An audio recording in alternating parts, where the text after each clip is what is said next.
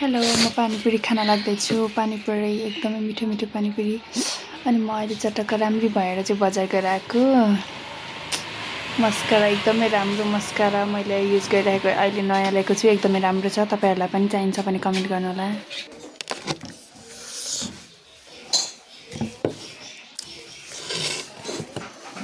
अब